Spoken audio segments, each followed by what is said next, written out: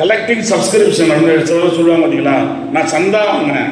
நான் சொல்லுவேன், இது வர்க்க படை திரட்டும் வேலை என்பேன். நீங்கள் வர்க்க படை திரட்டும் வேலையாக எடுத்துக்கொண்டால்தான் சந்தா என்ற வேலை, சந்தா வாங்குறத ரசிக்க முடியும். இல்லைன்னா உங்களுக்கு அது எரிச்சலாயிடும். என்ன சொன்னீங்க? அவருக்கு இப்பெல்லாம் ரொம்ப வெரி ஈஸி டு பே த மணி.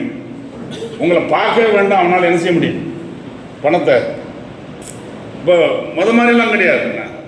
பணத்தை உங்களுக்கு சங்கத்துக்கும் உங்களுக்கும் உறுப்பினருக்கும் தொடர்பே இல்லாமல் கூட நீங்கள் என்ன செய்ய முடியும்? உங்களை தலைவரை பார்க்காமலே ஒருத்தவங்க சங்கத்தில் மெம்பர் ஆகிக்கலாம். நீங்களும் அவரை பார்க்காமலே மெம்பரில் கணக்கில் வச்சிருக்கலாம். இல்லை, அப்படி மாடர்ன் சிஸ்டமே சேவாக இருக்கும். So we have to adopt all the strategy. நீங்கள் நல்லா அப்படி நெருக்கமாக அந்த உறுப்பினரோடு அமைப்பு ரீதியாக அவங்கள தக்க வைப்பதற்கும் செயல்பட வைப்பதற்கும் ட்ரெயின் பண்ணுவதற்கும் நீங்கள் முயற்சி பண்ணணும். இது நான் இப்போ ரீசெண்ட்லி வேர்ல்டு ஃபெடரேஷன் ட்ரேட் யூனியனுடைய லீடர் மாவரிகோஸ் வந்தார். We had a separate discussion with Mavrikos. நான் ஜெனீவாவுக்கு போன முறை போயிருந்தேன். ஐ met global all across the country. உலகத்தில் இருக்கிற எல்லா தொழிற்சங்க தலைவர்களையும் சந்தித்தேன். எல்லா பேருமே இந்த சவாலை சொல்லிக்கொண்டே இருக்கிறார்கள். அமைப்பு ரீதியாக ஆளுகளை கெட்டிப்படுத்துகிற ஏற்பாடு. ஆகவே இந்த பொன்விழா நிகழ்வும் இவ்வளவு புரட்சிகரமான பாரம்பரியமிக்க உங்கள் சங்கம், இந்த ஸ்தாபன கட்டமைப்பு ஆல் லெவல் நீங்கள் பக்குவமாக நிதானமாக அதை செய்யணும்னு கேட்டுக்கிறேன். நம்பர் 3, நமக்கு இப்போ பொதுவான சில சவால்கள் உருவாகியிருக்கிறது. இவங்களை திருப்பி உங்கள் தலைவர்மாட்ட கேட்டேன், புதுச்சேரி அரசு ஊழியர்களுக்கு என்ன கவலை அப்படின்னு கேட்டேன். ஏன்னா உங்களை சந்திக்கும் உங்கள் கவலையே தெரியாமல் நான் பாட்டுக்கு ஒன்று பேசிக்கிட்டு இருக்கக்கூடாது. பார்த்தீங்களா, வாட் இஸ் தேர் கன்சர்ன், அவங்க எதில் கவலைப்படுறாங்க, என்ன பிரச்சனை அப்படின்னு நான் கேட்டேன். எல்லா பேரும் என்ன நினச்சிக்கிட்டு இருக்கோம்டா, அவர் ரொம்ப தயக்கத்தோடு, வித் ஆல் ரிலக்டன்ஸ், ரொம்ப தயக்கத்தோடு உங்கள் தொலை சொன்னாங்க. 10th pay commission, then pension issues, plus outsourcing, என்ன கான்ட்ராக்சுவலைசேஷன், இதெல்லாம் காமனான இஷ்யூ. ஆனால் ரைட் என்ன சொல்கிறது, அதான் பொதுவாக. நான் இங்கே டெல்லியிலேருந்து உங்கள் தொடர் பேசி நான் கிளம்பும்போது நாங்கள் எமர்ஜென்சியாக சிஹெச் லீடர்ஸ் எல்லாம் மீட் பண்ணோம். தோழர் தேவராய், ஒன் சீனியர் லீடர், அவர் இன்டர்நேஷ்னல் டிபார்ட்மெண்ட்டோட சீஃப் சிஹெச்சில். ஒரு 47 நாடுகளோடு தொடர்பு இருக்குது சிஹெச். சுகுமார்சனுக்கு அடுத்து, சுகுமார்சன் தான் இங்கே உள்ள புதிய தலைமுறைக்கு தெரியாமல் இருந்தால் நீங்கள் சொல்லிக் கொடுத்துடணும். Okay, I enquired somebody doesn't know who is சுகுமார்சன். என்ன, எந்த அரசு ஊழியர் சங்க தலைவரும் என்ன மெம்பரும் சுகுமார்சனே தெரியாமல் இருந்திருக்கூடாது. ஓகே, ஆகவே சுகுமார்சனுடைய அப்புறம் இவர் தான் லீட் பண்ணிக்கிட்டு இருந்தார். அவர் என்ன சொன்னார்னா, நீங்கள் நம்ம துறையில் இருக்கிறனால எல்லாம் முடிவாகி வரும், ஒரு அடுத்த கட்ட தேசிய வேலை நிறுத்தத்திற்கு கொஞ்சம் முயற்சி பண்ணலாமா என்று ஒரு முயற்சியில் இருக்கிறோம். அதற்கான சில இந்தியாவில் இருக்கிற இதர தொழிற்சங்கங்களை சந்திப்பதற்கு முன்பாக நாங்களாம் ஒரு ஹோம்ஒர்க் பண்ணுறதுக்காக உட்காந்து பேசணும்.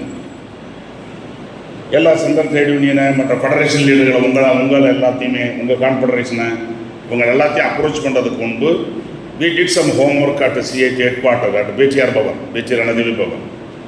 அங்கே வந்த தலைவர் என்ன சொன்னான்னா, மிக முக்கியமான இஷ்யூ, இந்தியாவில் இருக்கிற மத்திய சர்க்கார் ஊழியர்கள் including your union territory part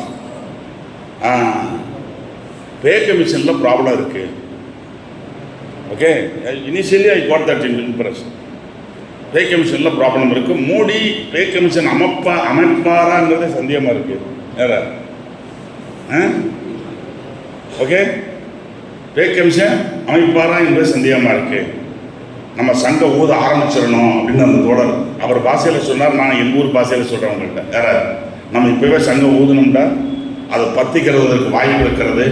ஆகவே இந்தியாவில் இருக்கிற ஒயிட் காலரையும் புளு காலரையும் காக்கி காலரையும் இந்த எல்லா வகையான உழைப்பாளிகளையும் ஒன்று சேர்த்து தேசம் தழுவிய போராட்டத்தை, அதற்கான ஒரு நீண்ட தயாரிப்பை இப்பொழுதே நம்ம செய்ய ஆரம்பிக்க வேண்டும் என்று சொன்னார்.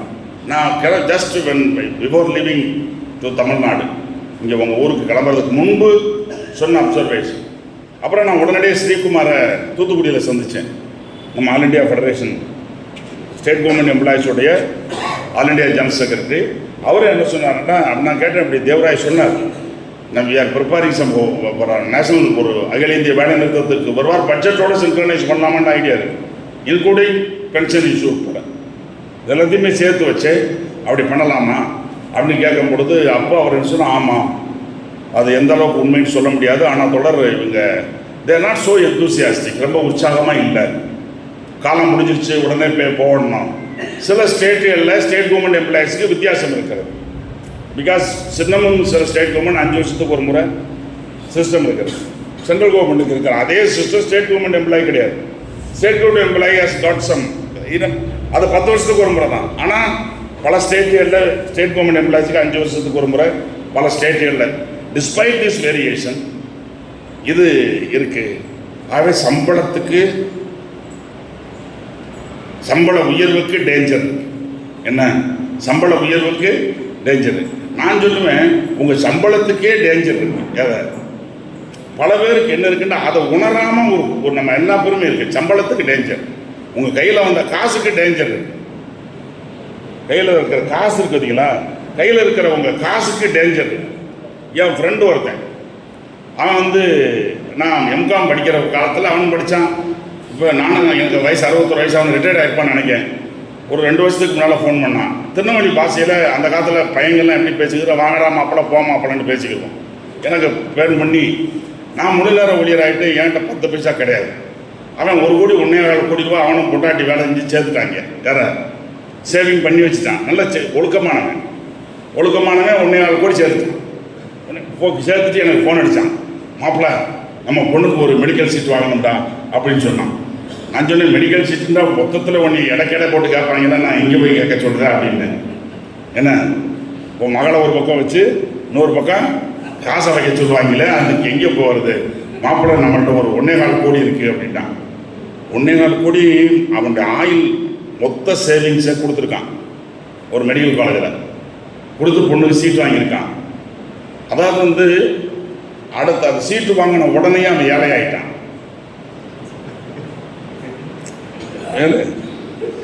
அவன் என்ன ப்ரொஃபஷனல் ஈகோ நீங்களாம் கோச்சுக்கிறாரு. நீங்கள் சம் பீப்புள் டெப்யூட்டி கலெக்டர் அல்லது தாசில்தார் ரேங்க் ஆஃபீஸர் அல்லது நீங்கள்லாம் இருக்கலாம், அல்லது எக்ஸிக்யூட்டிவ் இன்ஜினியர் இருக்கலாம், மேபி a கெஜெண்டர் ஆஃபீஸர்.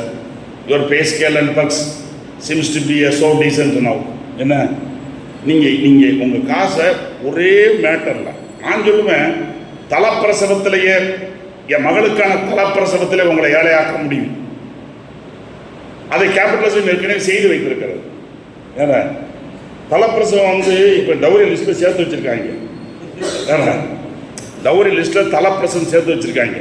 எந்த பிரசவமே இப்போ எப்படி நடக்கிறது இல்லை, நேச்சுரலாக நடக்காது.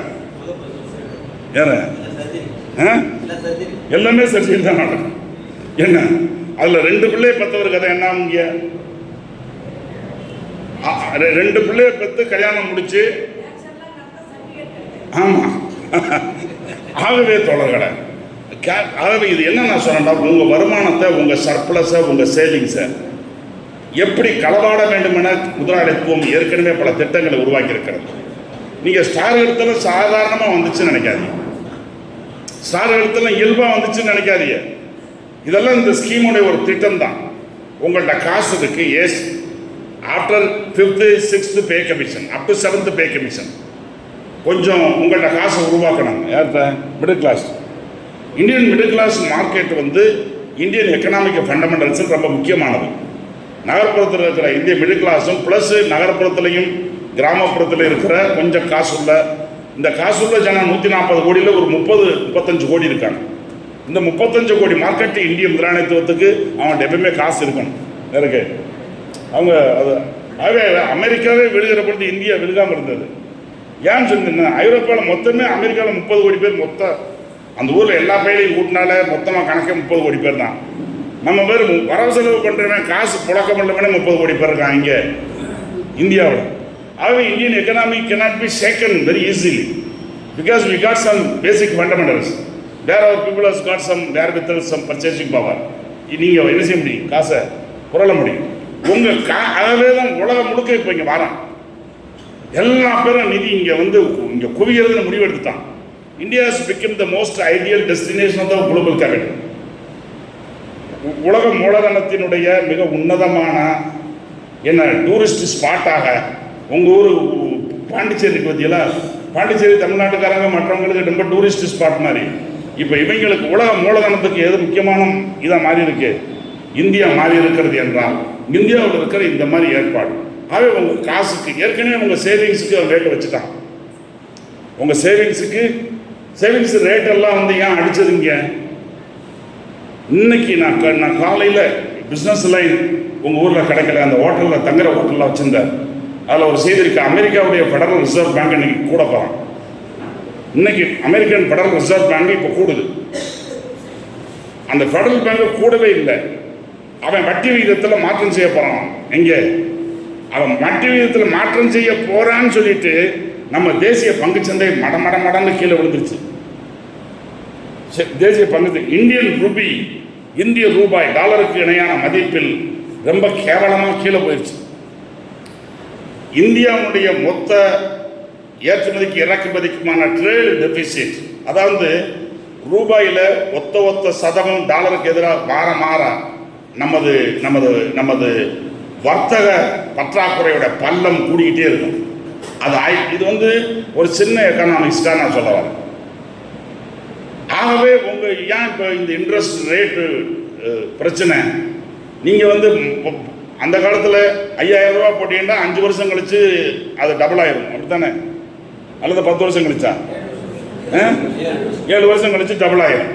அந்த ஃபார்முலாவில் போன பல அரசு ஊழியர்களை நிறைய பேரை பார்த்துருக்கேன். ஆனால் இப்போ யாருமே என்ன செய்ய முடியாது. நீங்கள் அந்த மாதிரி போகவே முடியாது. நீங்கள் இப்போ போனோம்னா எங்கிட்ட ஒருத்தர் இருக்கார், ஒரு ஜட்ஜ் இருக்கார். அவர் கூட என்ன பண்ணுறாருன்னா, அவர் வீட்டில் இருக்க எல்லாம் நகை நட்டை வச்செல்லாம் வந்து ஸ்டாக் மார்க்கெட்டில் போட்டார். நாங்கள் ஸ்டாக் மார்க்கெட்டுக்கு போகும்போதே சொன்னேன், நீ வீணாக போயிடுவா, செத்துருவா, நீ அங்கே போகாதன்றேன். அவர் ரொம்ப பொருளாதார புடி மாதிரி, நான் பெரிய என்கேஜுக்கு பெரிய கன்சல்டன் போனார். அவர் காசு போயிடுச்சு. அவர் வச்சிருந்த சேவிங்ஸு, மருமகன் வச்சிருந்த காசு, அவர் ஒய்ஃப் வச்சிருந்த காசு, எல்லாம் கோல்டு ஜுவல்லரி எல்லாத்தையுமே வச்சு அதை காசாக்கி வெறுத்துத ஸ்டாக் மார்க்கெட்டில் அவர் இப்போ ஸ்டாக் மார்க்கெட்டில் இந்தியாவில் சில ஸ்டாக்ஸ் கொஞ்சம் ஓடிக்கிட்டு இருக்கு. இது ஏன் சொல்ல வரேன்டா, உங்கள் காசையும் களவாங்கிறதுக்கு என்ன, அல்லது உங்கள் பையன் படிப்பில், அல்லது உங்கள் குழந்தையின் மருத்துவத்தில், உங்கள் சொந்த மருத்துவத்தில், உங்களுடைய இது எல்லாத்திலையுமே அதை காசை எடுக்கிறதுக்கு ஏற்பாடு. இது உங்களுக்கு இந்த கதி என்றால் உழைப்பாளிகளை பற்றி சொல்ல வேண்டாம். இன்ஃப்ளேஷன் இந்தியாவில் தொடர்ந்து ஏறிக்கொண்டே இருக்கிறது, பணவீக்கம் ஏறிக்கொண்டே இருக்கிறது. பணவீக்கத்தை கட்டுப்படுத்துவதற்கான ஏற்பாட்டை இந்த அம்மா நீங்கள் டெய்லி ராத்திரி பகல நிர்மலா சீதாராமனால் இப்பொழுது தூங்க முடியவில்லை. காரணம் அது அவங்க டார்கெட் என்ன சொன்னால் 77%, 9%, 10% இந்தியா வந்து மிக வல்லரசாக போகிறது. ஆகவே ஜிடிபி உயர போகிறது. எந்த ஃபார்முலாவும்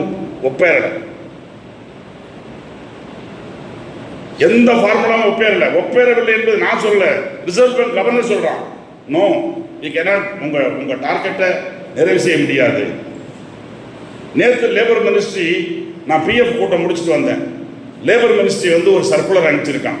ஒரு 2 லட்சம் கோடியை பிஎஃப் மூலமாக தானம் பண்ணுவதற்கு மோடி திட்டம்.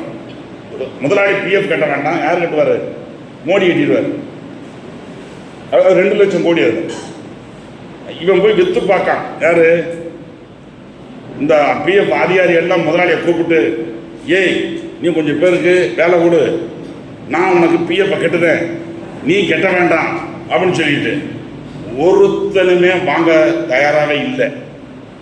காரணம், இந்தியாவில் மேனுஃபேக்சரிங் ஆக்டிவிட்டி, பொருள் உற்பத்தி செய்யும் எந்திரங்கள், சக்கரங்கள் வேகமாக சுழலவில்லை.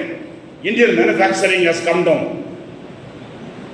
ஆகவே இப்போ நேற்று என்ன ரெக்கமெண்டேஷன் ஃபைனான்ஸ் மினிஸ்டர் கொடுத்துருக்காருன்னு சொன்னால், இல்லை அதில் 1/3 மட்டுமே மேடம் ஒதுக்க, மீத காசை இங்கே வச்சுக்கங்கன்றார். யார்? ஆமாம், அது 1/3 ஆக போகிறது. அதுக்கு பேர் ELI, employment incentive scheme. PLI, production incentive scheme. Production incentive ஸ்கீமில் 10 லட்சம் கோடி இந்திய பெருமுதலாளிகளுக்கு.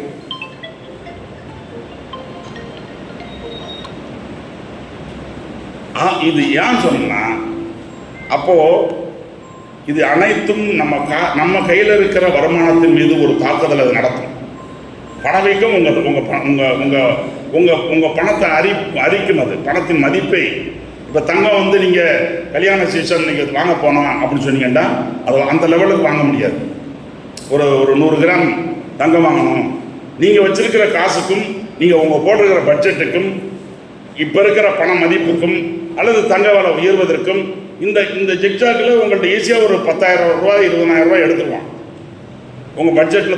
உங்கள் பட்ஜெட் ஆகவே நான் தோழர்களுக்கு சொல்லிக்கொள்ள வரும்போது சம்பளத்துக்கு ஆபத்து வருது, கையில் இருக்கிற காசுக்கு ஆபத்து வருது. ஓகே, சரி. நான் எனக்கு இன்னொரு இதெல்லாத்தையும் விட நான் காசை பற்றிலாம் கவலை இல்லை. சங்கம் நடத்துறதுக்கே ஆபத்து வருதுங்கிறது தான் ரொம்ப மிக முக்கியமானது அப்படின்னு உங்கள் தலைவர்கிட்ட பேசிக்கிட்டு இந்தியாவில் மட்டும்தான் நீங்கள்லாம் நினச்சிக்கிட்டு இருக்க நம்ம சங்கம் வச்சுக்கிட்டு இருக்கோன்னு சொல்லிட்டு, இதுக்கு பேர் சங்கம் இல்லை. Sorry to say, we are thinking that we are running a trade union. You are not at all a trade union as per Indian law. You are registered under Society Act. Okay? நீங்கள்லாம் society சட்டத்தில் பதிவு செய்யப்பட்டவர்கள், சுதேசி பதிவு செய்யப்பட்டவர்கள், தொழிற்சங்கம் அல்ல.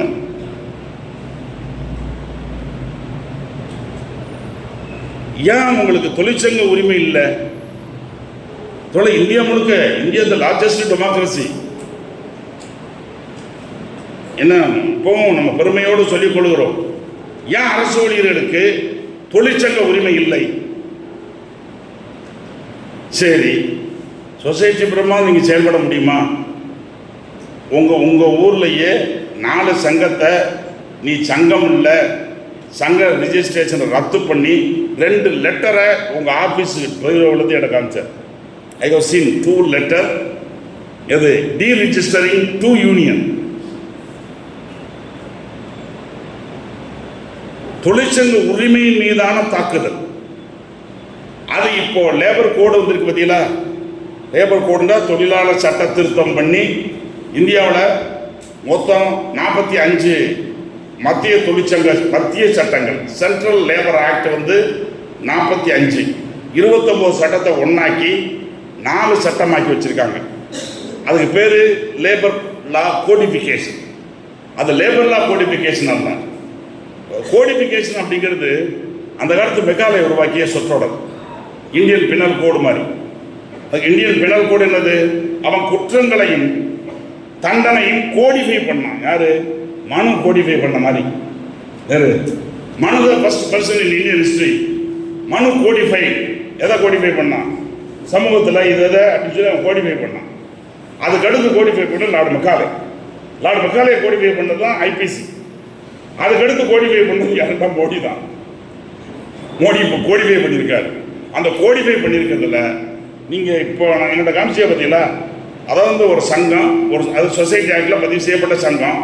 அது ஒவ்வொரு ஆண்டும் பேரவை நடத்தணும், நிர்வாகி பட்டியலை கொடுக்கணும், அனுவல் லெட்டர் தயார் பண்ணணும், அந்த வரவு செலவு கணக்கை ஒரு சார்ட்டர்ட் அக்கௌண்ட் கையெழுத்து போட்டு கொடுத்து அதை குறிப்பிட்ட அந்த காலத்துக்குள்ளே சம்மந்தப்பட்ட ரிஜிஸ்டர் ஆஃப் சொசைட்டிஸ்டம் நீங்கள் என்ன செய்யணும்? அதை கொடுக்கணும். அதை கொடுக்க தவறுச்சுன்னு சொன்னால் அந்த சங்கம் cease to exist. Another registrar can certify that you fail to comply all this. ஆகவே நீங்கள் சங்கமாக செயல்படும் உரிமை இழப்பீர்கள் அப்படின்னு சொல்ல முடியும். அதை மோடி இப்போ ரொம்ப வலுவாகிட்டார். நான் கூட இந்தியா முழுக்க நான் வந்து அதில் ரொம்ப ஒர்க் பண்ணேன். ஒரு 3-4 வருஷம் இந்த மோடியோடைய இந்த லேபர் லா சம்மந்தமாக நான் கிளைம் பண்ணிக்கிறேன். இந்தியாவில் அதில் ரொம்ப மத்திய தொழிற்சங்கங்களில் ரொம்ப ரொம்ப ரொம்ப ரொம்ப அதுக்கு மெனக்கிட்ட அடைஞ்ச ஆளுகள் அடியனும் இருக்குது. அடியனும் இல்லை, ரொம்ப ஒன்று வெரி ஃபியூ பீப்புள். அதில் நானும் இருக்குது. எல்லா பாராளுமன்ற நிலைக்குழுவிலும் ஆஜரானது இந்த சட்டங்கள் குறித்து. அதிலெல்லாம் ஒரு கூலி சட்டம்னு ஒரு சட்டம் இருக்குது. கூலி சட்டம், அதுக்கு பேர் வேஜ் கோடு. பணம் தொழிலாளிகளுக்கு சம்பளம் கொடுக்குற பணப்பட்டுவாடா சட்டம், குறைந்தபட்ச கூலி, இது சம்மந்தமாக கூலியே என்னென்னு சொல்லாத ஒரு கூலி சட்டம் மோடி போட்டிருக்காரு. அந்த வேடிக்கை என்னென்னா அது பாராளுமன்றத்துக்கு விவாதத்துக்கு வந்தது. 2019 ஆகஸ்ட் மாதம் 5ஆம் தேதி ராஜ்யசபாவில் வருது. 4ஆம் தேதி நானும் தோழர் தப்பன் சொல்லி உள்ள உட்காந்து நம்ம இளமரம் கரீம் இருந்தார். இளமரம் கரீம் அவர்கள் சேர்ந்த ராஜ்யசபா. அவர் சீனியர் ஒரு அரசியல்வாதி, மூத்த தலைவர். அவர் விஷயம் புரிஞ்சுக்கணும்படி என்ன பேசணும்னு எழுதி 3 நிமிஷம் தான் டைம் கொடுப்பான். திருத்தம் ரெடி பண்ணி அந்த திருத்தத்தை அனுப்பிச்சிட்டோம். இப்படி தொழிலாளியால் முழுக்க இவன் வந்து ரொம்ப மொட்டையடிக்க போகிறான், இந்த சட்டம் டேஞ்சர், ஆகவே இதை விடக்கூடாது. நீ வந்து இதில் இப்போ நேற்று போட்டாங்க பார்த்தீங்களா, டிவிஷன் கேட்டாங்க. டிவிஷன் கேட்குறதுனா இதுக்கு ஆதரவு எதிர்ப்பு என்னென்னு முடிவெடுத்துருவோம். கொடுத்தாச்சு. இந்த கூலி சட்டம் கொண்டு வந்த அன்னைக்கு அமித்ஷா எதை கொண்டு வந்தா தெரியுமா உங்களுக்கு? ஆர்டிகல் 370 கொண்டு வந்தார். கூலி சட்டமும் ஆர்டிகல் 370 ஒரே நேரத்தில் ராஜ்யசபாவில் சமரிக்கப்பட்டது. இந்தியாவில் இருக்க மக்களுக்கு ஒரு கூலி சட்டம் நம்மளை கொள்ளையடிக்கிறதுக்கு, நம்மளை மொட்டையடிக்கிறதுக்கு, நம்மளுக்கு கூலியை மறுப்பதற்கு, கூலியில என்ன என்றே வரையறை செய்யப்படாமல் இருக்கிற இந்த அக்கிரமத்திற்கு அது குறித்து விவாதமே இல்லை. நாடு முழுக்க என்ன வாதம் ஓடிக்கிட்டு இருந்துச்சு? ஆர்டிகல் 317 காஷ்மீர் சம்பந்தமான சட்டம். காஷ்மீர் சம்பந்தமான சட்டமும் ஒரு கூலி சட்டம் வந்தால் கூலி சட்டத்தை பற்றி எவன் பேசுவான்? இருந்தாலும் நம்மள்ட்ட நாங்கள் சொல்லிட்டோம், கரீம் நீ என்ன ஆனாலும் சரி, பாராளுமன்றமே பத்தி எரிஞ்சாலும் சரி, நம்ம செங்கோடி இயக்கத்தை சார்ந்தவன், இந்த தேசத்தில் பாட்டாளி வர்க்கத்திற்கு நம்ம பாத்தியப்பட்டவன் என்ற முறையில் அவங்களுக்கு என்னன்னு நம்ம கேட்கறியா, விடக்கூடாதியா அப்படின்னு சொல்லிட்டு இவர் எந்திரிச்சு, chairman sir, I press for division, நான் இதில் திருத்தங்களை முன்மொழிந்திருக்கிறேன், எனது திருத்தங்கள் வாக்கெடுப்புக்கு விடணும்னு விட்டார். யாரு? தோழர். கூலி குறித்து இடதுசாரி முன்மொழிகிறார். அவருக்கு 8 ஓட்டு வந்துச்சு. எவ்வளோ ஓட்டு? 8 ஓட்டு. 5 ஓட்டு இடதுசாரி, 5 பேர் தான் ராஜ்யசபாவில் இருந்தாங்க. என்ன ஒருத்தர் இவர் திமுகவில் சண்முகம் மட்டும் ஸ்டாலின்கிட்ட சொல்லிட்டு, நான் இவங்க கூட சேர்ந்து ஓட்டு போடலைன்னா டெல்லியில் என்னை நடக்க விட மாட்டாங்க. யாரு? இந்த தொழிற்சங்கம்னு நான் வர முடியாது, ஸ்டாலின் ஐயா நீங்கள் என்னை மன்னிச்சிருங்க, நான் இவங்க கூட நின்றுக்கிறேன். மற்ற திமுககாரங்க எல்லா பேரும் ஓட்டு போட்டாங்க. யாரு? அரசாங்கத்துக்கு, மோடிக்கு ஆதரவா. இவர் மட்டும் என்ன பண்ணார்? நம்ம கூட இருந்தார். 5-1 ஆறாச்சா? ஒரு சமாஜ்வாடிக்காரர், யார்? முலாயம் சிங் யாதவ் கட்சிக்கார் ஒருத்தர், இன்னொருத்தர் ஏன் போட்டாங்கன்னு தெரியல, அன்னோன்னு இருக்கு. மொத்தம் 8 ஓட்டு நம்ம கிடைச்சது. காங்கிரஸ்காரு, பிஜேபிக்காரங்க, எல்லா புரட்சிக்காரங்களும் சரி, யார எல்லா பேரும் உன் கூலியை கருவறுப்பதில், உங்கள் உரிமையை மறுப்பதில் எப்பொழுதுமே ஒன்றாக இருக்கிறார்கள் என்பதை மறந்து விடாதீர்கள். அதுதான் அவனுடைய அடையாளம். நான் அன்னைக்கு நான் இதை கட்டுரை எழுதினேன். அப்பவும் நம்ம நாடு ஜனங்கள், நம்ம தொழிலாளி வர்க்கம் ஒன்றும் படிக்கலை. ஆங்கிலத்தில் ஒரு கட்டுரை எழுதினேன், பீப்புள்ஸ் டெமோக்ரசி. இது எப்படி ஹவு த பில் வாக், இது எப்படி அடாப்ட் பண்ணப்பட்டது, இதனுடைய இன்ட்ரிகாசிஸ் என்னன்னு சொல்லி. ஆகவே தோழர்களே, நமது கூலியின் மீதான தாக்குதல், உரிமையின் மீதான தாக்குதல், இப்போ தொழிற்சங்கத்தை ஏதோ ட்ரேட் யூனியன் சட்டத்தில் இருக்கிற மட்டும் சொகுசா இருப்பான்னு நினைக்காதீங்க. அவர்களுக்கும் ஆப்பு வச்சுட்டான். யாருக்கு? அதுதான் இந்த சட்ட திருத்தங்கள். உங்க வேலை நிறுத்த உரிமையின் மீதான தாக்குதல். இப்போ இந்த சாம்சங் தொழிலாளி போராடணும். சாம்சங்கில் வெறும் 1500 தொழிலாளி தான் போராடணும். எவ்வளோ பேர்? வெறும் 1500 தொழிலாளி தான். அல்லோ பிரைம் மினிஸ்டர் ஆஃபீஸு ஒரு 10 நாள் தூங்கலைங்க. சிஎம் ஆஃபீஸு 10 நாள் தூங்கலை. அவன் ராத்திரி பகலாக ஓவர் டைம் ஒர்க்குலோடு எல்லா பேரும் கதவை திறந்து வச்சு உட்காந்துருக்கான். பல இந்திய தூதரகங்கள் தூங்கலை. அவன் பேசும்போது சொல்கிறான், இல்லைங்க எம்பசி எல்லாம் செயல்பட்டு அவன் இது பண்ணுறாங்க. நீங்கள் நான் கூட கேட்டேன், என்னையா வெறும் 1500 தொழிலாளி தானே போராடுதான், இது எதுக்கு என்னையா அப்படின்னு கேட்டேன். யார? அவன் போராட்டத்தில் வச்சிருக்கிற கோஷம் என்ன? அளத்தோட உரிமை, தொழிற்சங்கம் பதிவு செய்ய, எங்களை சங்கம்னு அளவு பதிவு செய்ய. சவுந்தரராஜன் எனக்கு ஃபோன் பண்ணி என்ன சொன்னார், மந்திரிகிட்ட சொன்னாங்க, முடியும் சங்கத்தை பதிவு செஞ்சிரு, நாங்கள் தொழிலாளி கோரிக்கை 19 கோரிக்கை வச்சுருக்கோம், ஒன்றுக்குமே ஒரு அளவு செய்ய முடியாதுன்னு அவன் எழுதி கொடுத்துட்டோம். யார? அவன் செய்யறதுக்கு சொல்ற, you please by return refuse our demand. ஒரு லெட்டர் கட்டில் இந்த மாதிரி சிஐடியு சாம்சங் தொழிலாளிகள் எனக்கு கூலி கேட்டு மனுஷனாக மதிக்க சொல்லி 16 மணி நேரம் வேலை வாங்காமல் அவன் ஒரு தொழிலாளி நான் கேட்டேன், அவனுக்கு நீங்கள்லாம் தாய்மார்களை இருக்கிறனால சொல்கிறான்.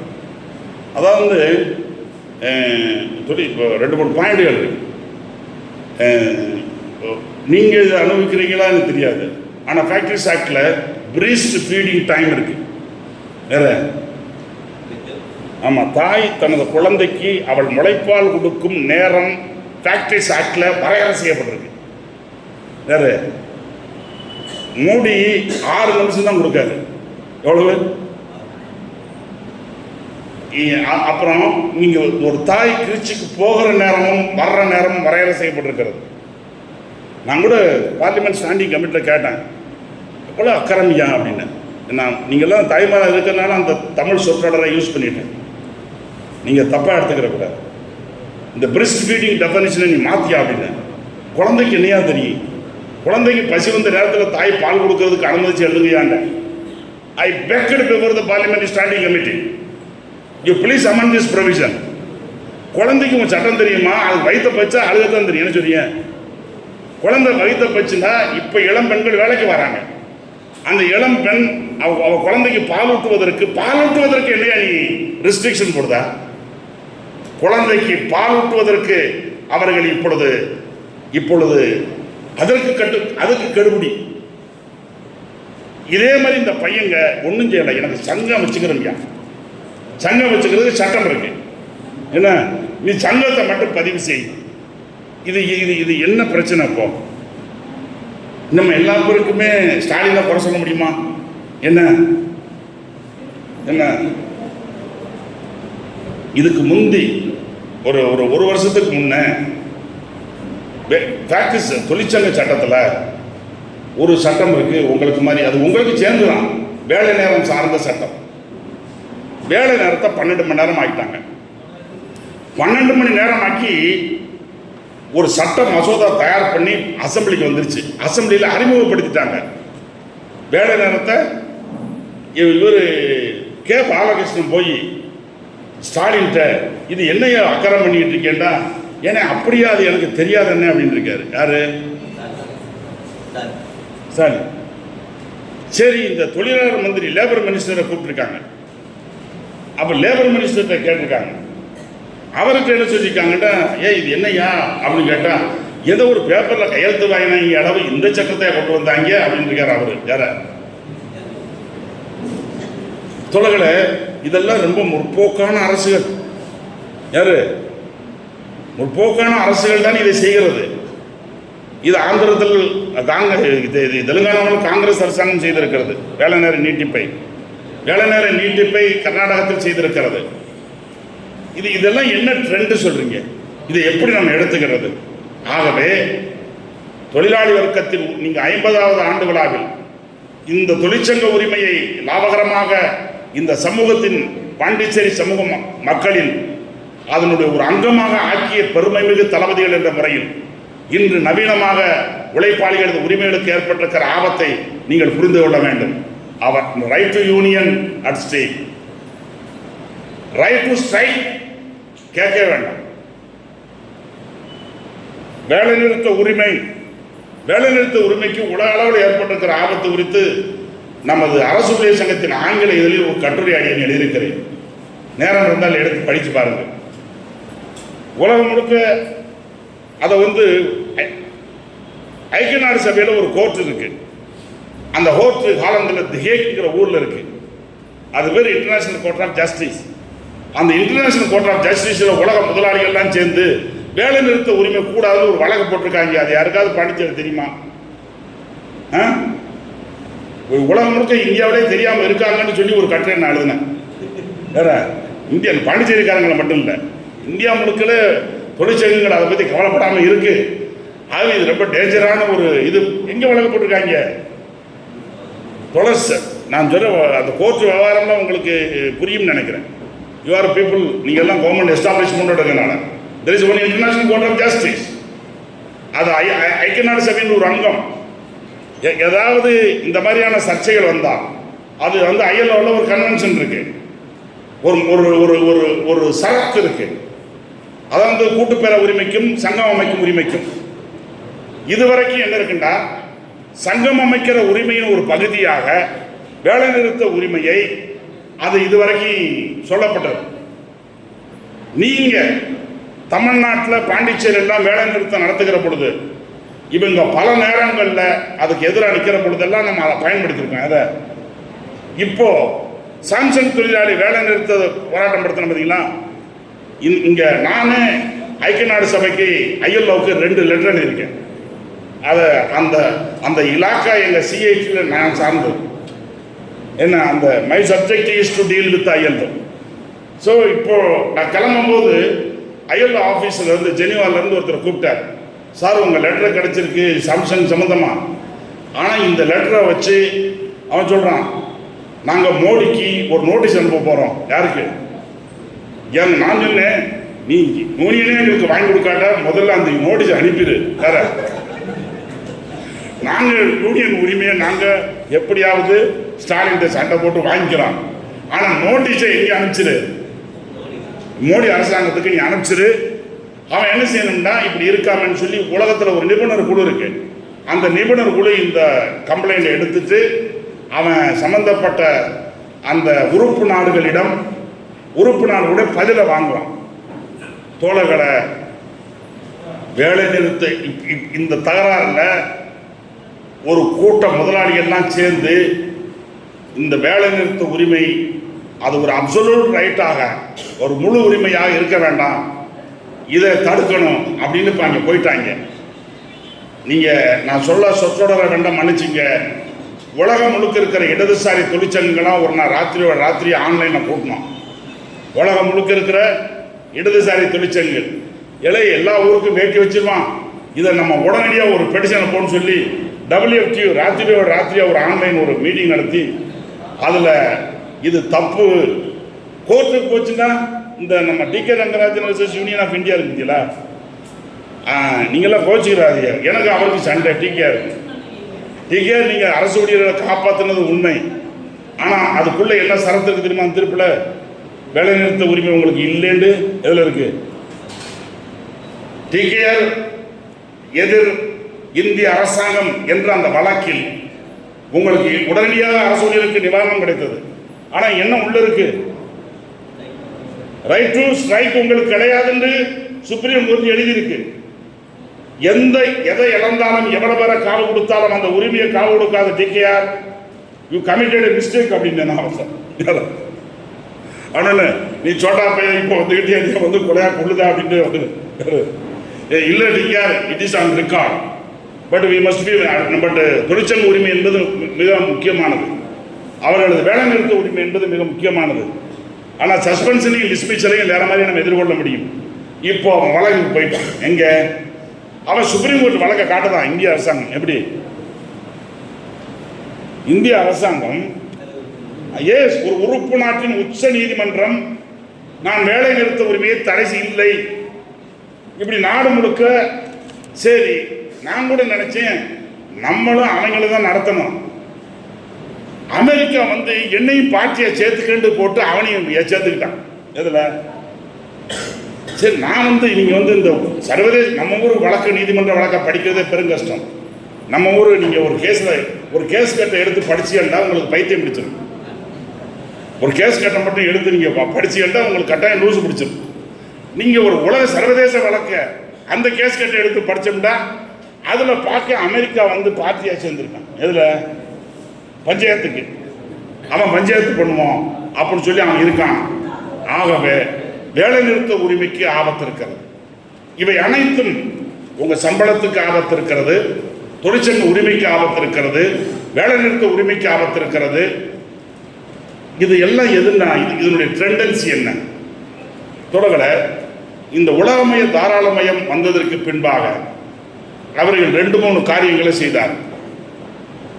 இதுக்கு அடிஷனலாகவும் உங்களுக்கு பென்ஷன் கவலை, இதற்கு அடிஷனலாக நீங்கள் இந்த அவுட் சோர்சிங், இந்த மாதிரி நியூ ரெக்ரூட்மெண்ட், இந்த மாதிரியான ஏற்பாடு.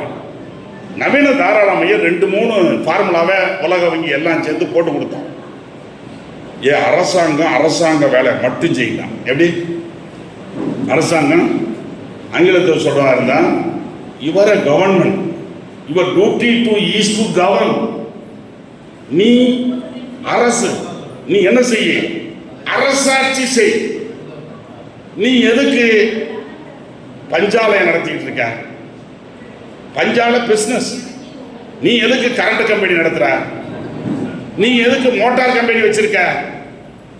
நீ எதற்கு விமானத்தளம் வச்சிருக்க? நீ எதுக்கு இது ஏரோப்ளான் கம்பெனி வச்சிருக்க? நீ எதற்கு துறைமுகம் வைத்திருக்கிறாய்? நீ எதற்கு ரோடு வச்சிருக்காங்க? எப்படி ரோடாவது? அந்த காலத்துல எங்க ஊர்ல எல்லாம் என்ன சொல்ல வேண்டியது, உங்க அப்பா விட்டு ரோடாம்பா. வேற இப்போ ஒருத்தர் வந்து நிக்க, எங்க அப்பா விட்டு ரோடுங்க. சண்டை வந்துச்சுன்னா அவன் மினிமம் ஒரு உரிமை என்ன இருக்குன்னு சொன்னா என்ன பண்ண, இது உங்க அப்பா விட்டு ரோடா அப்படின்னு கேட்டோம்னா இப்போ உருட்டுக்கட்டையை வச்சுக்கிட்டே டோல்கேட் போட்டு உட்காந்துருக்காங்க. நீங்க அப்ப விட்டு ரோடு ஏற நீ காசு கொடுக்கல அவனை அது கிராஸ் பண்ணிட்டா காலை வெட்டிடுவோங்க. ஏற எல்லாமே தனியாக இருக்குண்டு அத்தனையும் நீங்க பார்த்தீங்கன்னு சொன்ன எல்லாமே இப்பொழுது இதெல்லாம் சர்க்கார் நடத்த வேண்டாம். இத சர்க்கார் என்ன செய்ய, வெளியுறவுத்துறை லாக்கா வச்சுக்க, நோட் அடிக்கிற லாக்கா வச்சுக்க, நோட் அடிக்கிற இலாக்கா, currency with you, foreign affair வச்சுக்க, போலீஸ் வச்சுக்க, மிலிட்ரி வச்சுக்க. என்ன ஏதாவது உங்களை மாதிரி ஆளுக்கு சேட்டை பண்ணால் நொங்கு எடுக்கிறதுக்கு எது செஞ்சுக்க, சிஆர்பிஎஃப் மிலிட்ரி இதெல்லாம் வச்சுக்க.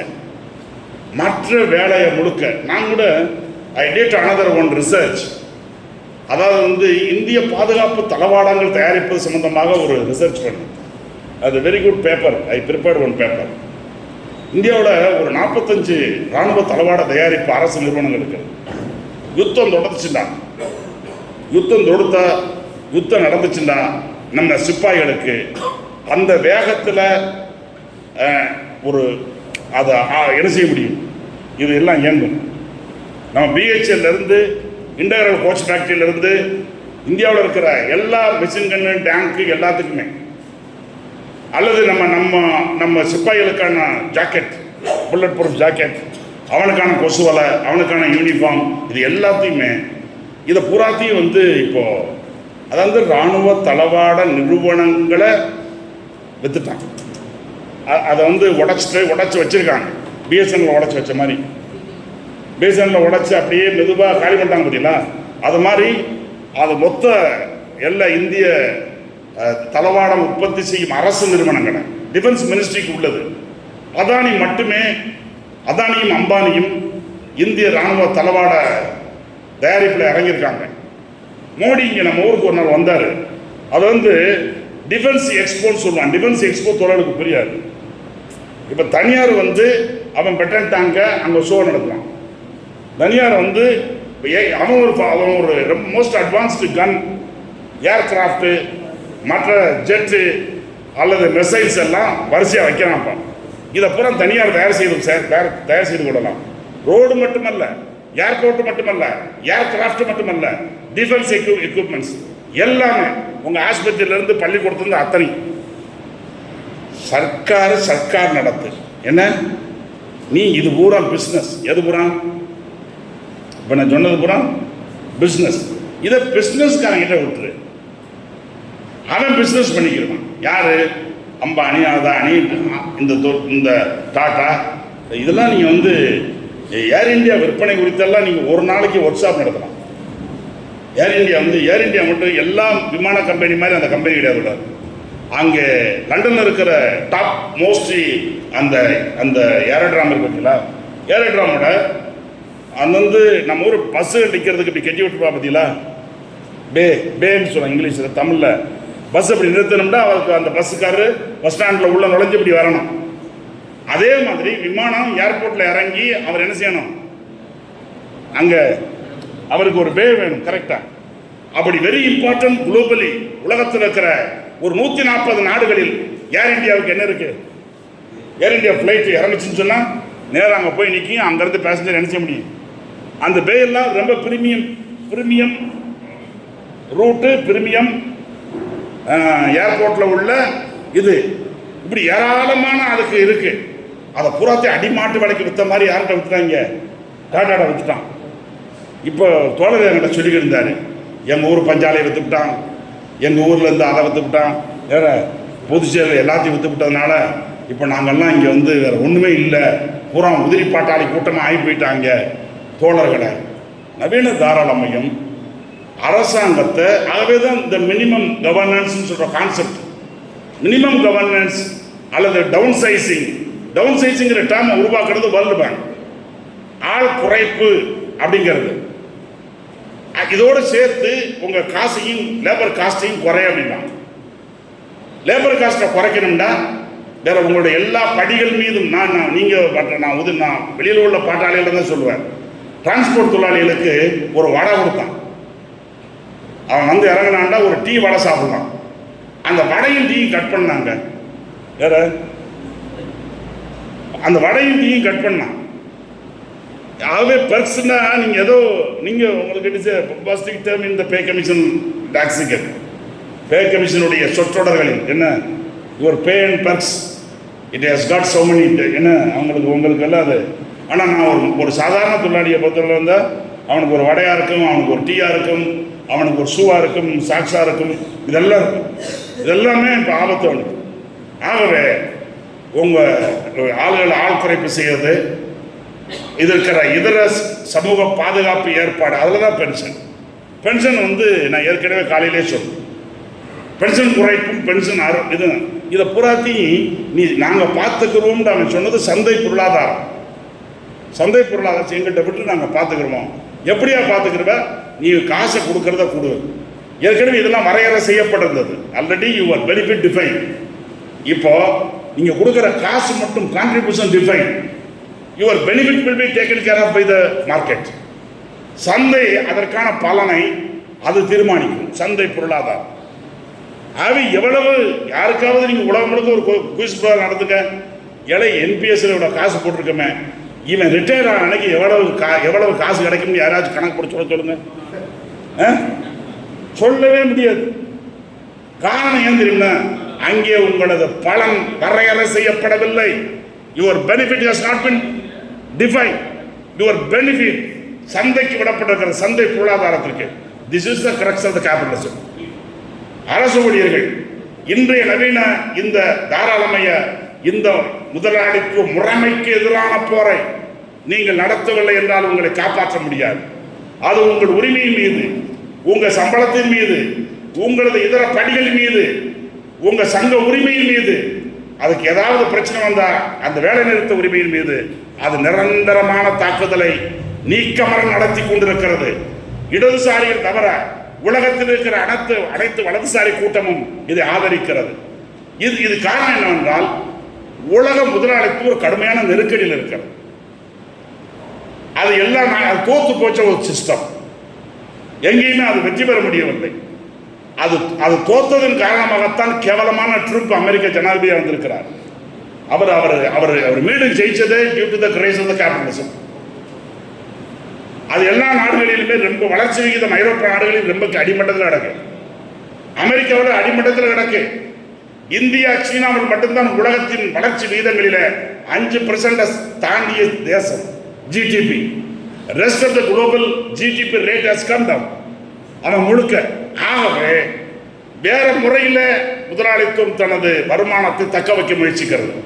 நான் சொன்னேன்னா, நான் இபிஎஃப்ல அதனுடைய சிபிடி மெம்பர் 25 லட்சம் கோடி இருக்கிறது. எவ்வளோ இருக்கு? அதுக்கு அடியன் கஸ்டோடியன். அந்த 20 இந்தியாவில் ஒரு 10-15 பேர் கஸ்டோடியன். அதில் நானும் சட்டப்பூர்வமாக கஸ்டோடியன். அவங்க நம்மளை மதிக்கலையே. சட்டத்தில் எவ்வளவுக்கு படம் இருக்கிறதுல 25 லட்சம் கோடி இருக்கு. அப்புறம் உங்கள் காசு இருக்கு, பப்ளிக் செக்டர் எம்ப்ளாயி காசு இருக்கு. இதை பூராதி எங்கிட்ட கொடுத்துருன்னு அது கேட்கு. எது? அவன் வழக்கமான முறையில் கொள்ளையடிக்க முடியாது. Normal course of surplus extraction, normal course of accumulation with capitalism. அந்த வழக்கமான முதலாளித்துவ முறைகளில் கொள்ளையடிக்கும் அந்த ஏற்பாடு பல்லமலும் பட்சம் வேற ரூட்டில் காசு சம்பாதிக்க அது விளையும். அது எத்தனை உயிர் சாகிறது, எத்தனை கர்ப்பஸ்திரிகள் மரணமடைகிறார்கள், எத்தனை பேர் தாலி எடுத்தார்கள் என்பது குறித்து அது கவலை கிடையாது. அதுக்கு லாபம் தவிர எதுவுமே இல்லை. இந்த லாபத்திற்கு ஏற்ற ஒரு அரசு முறையையும் பொலிட்டிக்கல் சிஸ்டத்தையும் அதற்கு ஏற்ற மாதிரியான ஜனநாயகத்தை சுருக்குகிற பாராளுமன்ற நடவடிக்கைகளை சுருக்குகின்ற தொழிற்சங்க இதர ஆல் டெமோக்ராட்டிக் இன்ஸ்டிடியூஷனையும் ரொம்ப கேவலமாக சித்தரிக்கின்ற எல்லா பற்றியுமே ஒரு ட்ரெண்ட் உருவாக்கிற ஆப்பொலிட்டிக்கல் ட்ரெண்ட். பாலிடிக்ஸ் தப்பு, அசிங்கம், இவன் அசிங்கம், அவன் அசிங்கம் ஜனங்கள்கிட்டயே. ஆகவே புதிய என்ஜிஓயிசம், வேற சில ரேடிக்கல்ஸ், அல்ட்ரா ரேடிக்கல்ஸ், ஒரு மெயின் ஸ்ட்ரீமான வழக்கமான முறையான செயல்பட்டு மாற்றங்களை உருவாக்கும் அரசியல் முறைக்கு மாற்றாக ஏராளமான ஆபரேஷன்ஸ். இதை ரெண்டெல்லாம் அரெஸ்ட் பண்ணுறதுக்கு தான் பார்த்தான். ஐரோப்பாவில் 2 பாயிண்டை போட்டான். எல்லா நாட்டின் ஜனாதிபதியும் பெரிய வல்லரசு ஜெர்மனில் மாறிட்டான். பிரான்ஸில் மீண்டும் எலெக்ஷன். பிரான்ஸு தேராதுன்னு டெய்லி தலையங்கம். பிரான்ஸ் நாடு தேராது என டெய்லி தலையங்கம். ஆகவே ஜெர்மனி அப்படி எல்லா யூரோப்பியன் கண்ட்ரீஸ்லையுமே சரி. சவுத் கொரியாவில் என்ன நடக்கு, அவன் இம்பீச் அந்த ஆள் ஜனாதிபதியாவே வேற. அதே மாதிரி ஜப்பான், எல்லா நாடுகளிலும் இங்கெல்லாம் இப்போ என்ன பண்ணுறது, நம்ம மோடி ஃபார்முலாவை தான் ஊர் முழுக்க. உங்களுக்கு சாப்பாடு கொடுக்குற பற்றி பேச மாட்டான், உங்களுக்கு பென்ஷன் கொடுக்குற பற்றி பேச மாட்டான், உங்கள் குழந்தையின் எதிர்காலம் குறித்து பேச மாட்டான். அப்போ என்ன பண்ணலாம், ஏதாவது சூடேற்றுற பிரச்சனையை உருவாக்கிட்டே இருக்கும். எது ஒரு உங்களை இப்படி ஜாதி மதம் என்றால் நம்ம ஆளுக்கு ஈஸியாக என்ன செய்யும். எனது மனைவி இறைபக்தி மிக்கவள், அவளது இறைபக்தியை அரசியலாக்க அவளது மத சாமி குறித்து அவளுக்கு ஒரு இறைபக்தி இருக்கிறது. அந்த மென்மையான மனித உணர்வை ஆளும் வர்க்கம் இதை இப்போ பயன்படுத்துகிறது. ஐரோப்பாவில் ஜெனோபோபியா, சில நாடுகளில் இஸ்லாமோபோபியா, சில நாடுகளில் இப்போ அமெரிக்க ஜனாதிபதி சொல்லிட்டு இருக்காரு, வெளிநாட்டுக்காரன் இந்த ஊருக்கு வரான். ஆகவே வெளிநாட்டோருக்கு எதிரான ஆன்டி இமிகிரேஷன் டெண்டன்சி, சில நாடுகளில் ஆன்டி ரேசிசம், சில நாடுகளில் ஜெனோபோபியா ஒரு இனத்துக்கு எதிராக, சில நாடுகளில் இஸ்லாமியோபியா, சில நாடுகளில் இஸ்லாமியர்களுக்கு எதிராக என்று இந்த மாதிரியான டெண்டன்சி உலகம் முழுவதும் வருகிறது. அது இந்தியாவிலும் இப்போ கொடியேற்றி பறக்கிறது, மறந்து விடாது. எங்கள் அண்ணன் மகன் ஒருத்தன், அவன் அமெரிக்கா லண்டனில் படித்த பையன். லண்டனில் படித்து எங்கள் கிராமத்தில் விளங்காமல் போன பையன். யாரையும் கூட பிறந்த அண்ணன். அவர் அந்த காலத்தில் என்னை கஷ்டப்பட்டு எல்லாம் படிக்க வைக்கிறதுக்கெல்லாம் ரொம்ப சைக்கிளில் வியாபாரம் பண்ணியெல்லாம் படிக்க வைப்பார். அவன் அந்த பையன் நல்லா படிக்கட்டும்னு நான் நினச்சிக்கிட்டு இருந்தேன். இப்போது அரபு நாடுகளில் வேலைக்கு சேர்ந்துருக்கான். லண்டனில் கேட்ரிங் டெக்னாலஜி முடித்தவன். முடிச்சுட்டு என்னடா இப்படி இந்த கிராமத்தில் அடையுதேன்னு நான் கேட்பேன். இல்லை சித்தப்பா வேலைக்கெல்லாம் போயிருந்தேன் அப்படி இப்படிம்பான். அன்னைக்கு மோடி இப்படி நான் அக்கறம் பண்ணுறாரா, இப்படி நம்ம ஊர் பிள்ளைகள்லாம் அரபு நாட்டில் நிறைய பிள்ளைய போய் ஏதோ குழப்பம் நடத்திக்கிட்டு இருக்கான். இந்த மோடி இங்கே முஸ்லீம்களை இப்படி விரட்டி விரட்டி கொலை பண்ணால் அங்கே ஊர் பிள்ளைகளுக்கு ஆபத்து வந்துடாதான்னு ஒரு செய்தி போட்டேன். அவன் அங்கேருந்து என்னை என்ன சொல்கிறான், இதை உடனடியாக நீ கட் பண்ணுறியா அப்படின்னு என்னை சேலஞ்ச் பண்ணுறான். ஏன்டா இப்படி சேலஞ்ச் பண்ணுற அப்படின்னு கேட்க ஆர்கியூ பண்ணுதான். அவனை அன்ஃப்ரெண்ட் பண்ணிட்டேன். யாரை அன்ஃப்ரெண்ட் பண்ணுறதுல இல்லது, அவனை எனது நண்பர் குழுவிலேருந்து எடுத்துட்டேன். அவன் பம்புக்கு என்ன சண்டைக்கு வரான். சித்தப்பா மற்ற விஷயத்தில் ஊரில் வச்சு பேசிக்கிறோம், நீ இப்போ இதை எடுக்கலாம். நான் எடுக்க மாட்டேன்னாங்க. எங்கள் குடும்பத்திலேயே ஒருத்தன் மோடி ஆதரவாளர் உருவாயிட்டான்னு சொல்லுதேன். எச்சரிக்கையாக இருங்க. நீங்கள் எச்சரிக்கையாக இருக்கிறதுக்காக நான் சொல்லவா. நம்ம எல்லா பேரும் என்ன நினச்சிக்கிட்டு இருக்கோம்டா, எல்லாம் நல்லா தான் போய்கிட்டு இருக்கு. கர்மனையாக புரட்சிக்காரன் அவரை இந்தியா முழுக்க போயிட்டு இருக்காரு. என் குடும்பத்தில் அந்த காலத்தில் நான் சின்ன பிள்ளையில் என்னை தேடி வர்ற தோழர்கள், என் பங்காளிகள் எல்லா பேருமே அப்படி இவங்கெல்லாம் தோழர்கள் எல்லாம் கம்யூனிஸ்டுகள், இடதுசாரிகளிட எங்கள் பழைய கிராமத்து எங்கள் பெரிய ஆளுகள்லாம் என்னை தேடி வந்து அவங்கள அடைக்கலம் கொடுப்பாங்க. ஆனால் இப்போ ட்ரெண்டே மாறி போச்சு. நான் எப்படி மோடியின் பக்தர் ஆனான்னு எனக்கு தெரியல. ஏராளமானோர் புதிய தலைமுறையினர் இந்த இந்த இந்த இதில் அவங்களுக்கு ஒரு இதை உருவாக்குறோம். இது ஒரு நாட்டில் இல்லை. இது எதற்காக? முதலாளித்துவமும் ஆளும் வர்க்கமும் நம்ம கருவறுக்கிற இந்த ஏற்பாட்டிலிருந்து திசை திருப்ப மாற்று ஏற்பாடுகளை அவர்கள் முன்வைக்கிறார்கள். மனித குலம் அதில் மாட்டிக்கொள்ள இருக்கிறது. ஆகவே தான் மதச்சார்பின்மையும் மற்றவையும் முழு அர்த்தம் பெறுகிறது.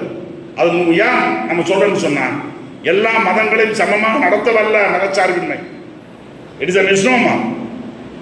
ஸ்டேட், அரசு என்பது அரசியல் என்பதும் மதம் என்பதும் தனியாக இருக்கணும். There is separation of the state from the religion. Religion தனி. அந்த காலத்தில் எங்கள் அம்மா வந்து நான் பள்ளிக்கூடத்தில் இருக்கும்போது சாமி கும்பிட வரும், சந்தைக்கு வரும். சந்தைக்கு வந்துச்சுன்னா எனக்கு வந்து 2 ரூபா கொடுக்கும். 2 ரூபா கொடுத்து ஒரு நாளைக்கு கார்வா தான் எனக்கு. அப்போ வந்து 5 பைசாவுக்கு வந்து ஒரு பெரிய போண்டா கிடைக்கும். வேற அந்த கார்வாயிலேயே ஒரு சின்ன ஒரு பிரேக்ஃபாஸ்ட்டு நல்லா சாப்பிடலாம். ஆகவே அவங்களுக்கு வார சந்தை 8 நாளைக்கு. ஆக எங்கள் வீட்டில் எங்கள் அப்பா எங்கள் அம்மா என்ன சொல்லுவாங்கன்னா, எங்கா 2 அப்படிங்கிற கணக்கெல்லாம் எனக்கு கொடுப்பாங்க. எங்கள் ஹாஸ்டல் பக்கத்தில் ஒரு மசூதி, அது இந்த பக்கத்தில் ஒரு சர்ச் இருக்கும். ஆகிட்டு பார்த்தீங்கன்னா கொஞ்சம் தள்ளி வந்தால் சுப்பிரமணிய சாமி வீடு இருக்குது. எங்கள் ஆத்தா எல்லா சாமியும் கும்பிட ஆரம்பித்தோம். உடனே செருப்ப கடத்தன் அந்த கிராமப்புறத்தில் ஒரு பொட்டி வச்சுருப்பாங்க பார்த்தீங்களா, அந்த பொட்டியை வச்சுட்டு அதுக்கு இங்கேயும் சாமி இருக்காரு, அங்கேயும் சாமி இருக்காரு, அங்கேயும் சாமி இருக்காரு. That is the real ethos, the real இந்தியாவுடைய ரிலீஜியசிட்டியுடைய உண்மை. அது நம்ம மக்களுக்கு எல்லாமே சாமிகள் தான். இதுதான் சுவாமி விவேகானந்தர் சொன்னதும் உட்பட. ஆனால் இவை அனைத்திலும் இப்பொழுது வேறு மாற்றங்கள் உருவாயிருக்கிறது. நம்ம போன்ற organised trade union movement, unless we address the question of the communalism, unless we address the question of the secularism, unless we address the question of the democracy, நம்ம தொழிற்சங்கம் நீடித்து நின்று நமது வர்க்க கடமை செய்வதில் ஆபத்தாக முடிந்துவிடும். இந்த 50வது ஆண்டு விழாவில் பெரிய சரித்திரம் புகழ்மிக்க போராட்டங்கள் நடத்திய தளபதிகள் என்ற முறையில், அதனுடைய தலகர்த்தாக்கள் என்ற முறையில், அந்த சங்கத்துடைய அந்த பெருமைமிகு வரலாற்றுக்கு சொந்தக்காரர் என்ற முறையில் சமகால தொழிற்சங்கத்தின் இந்த சவால்களை புரிந்து கொண்டு புதிய முறைகளில் நமது போர் தந்திரங்களை உருவாக்கி தொடர்ந்து இந்த தேசம் வளமான ஒரு தேசம், இதில் உள்ள வளங்கள் அனைத்தும் அனைத்து பகுதி மக்களுக்கும் கிடைப்பதற்கும் சௌகரியமாக மக்கள் வாழ்வதற்குமான அந்த போரை நமது தொழிற்சங்க நடவடிக்கையின் மூலமாக நடத்தி காட்ட நீங்கள் சபதமேற்க வேண்டுமாய் கேட்டுக்கொண்டு உங்கள் அனைவரையும் வணங்கி வாய்ப்புக்கு நன்றி கூறி நிறைவு செய்கிறேன்.